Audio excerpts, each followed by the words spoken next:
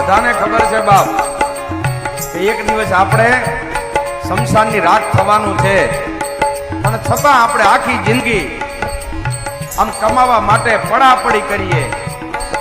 વિચાર કરો, જે સાથે નથી આવવાનું એના માટે માણસ આખી જિંદગી દોડા દોડી કરીને આખી જિંદગી ખર્ચી નાખે, અને જે સાથે આવવાનું છે એની માણસને કોઈ પડી નથી બાપ.